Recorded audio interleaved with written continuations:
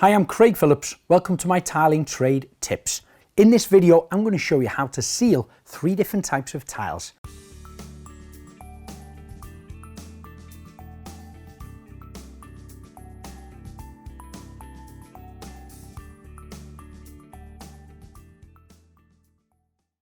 The first one is going to be crackle glazed wall tiles.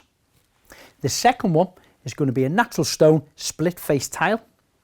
And the third one is going to be a polished porcelain wall and floor tile, but I'll come back to that in a moment.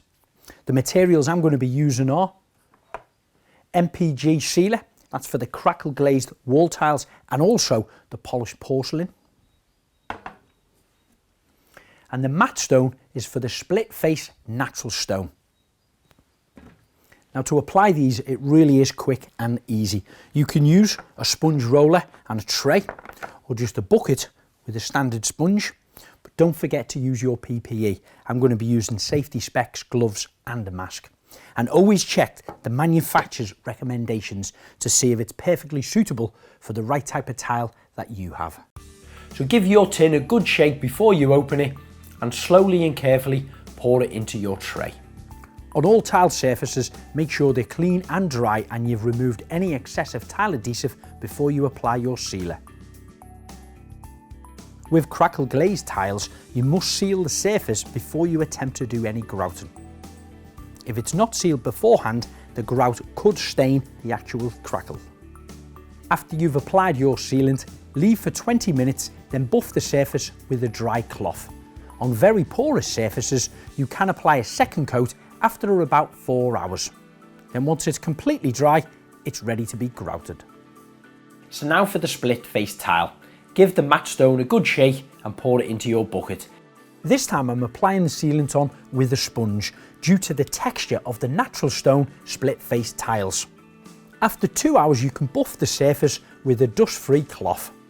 If it's really porous, it may require further coats of sealant.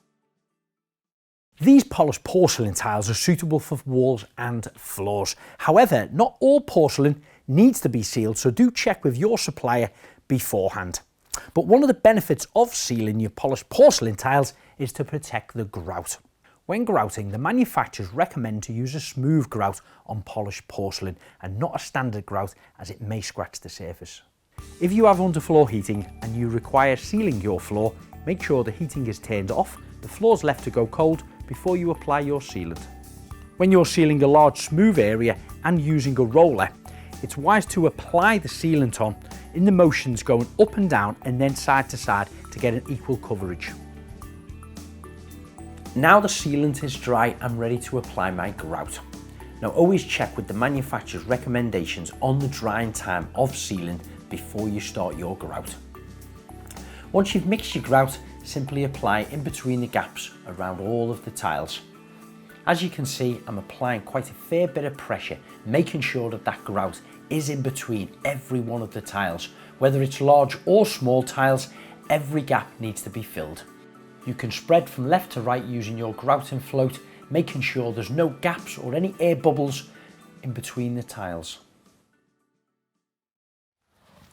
So that's my grouting now complete. It's completely cured. I've wiped it all down so it's perfectly clean. It's now ready to apply the second coat.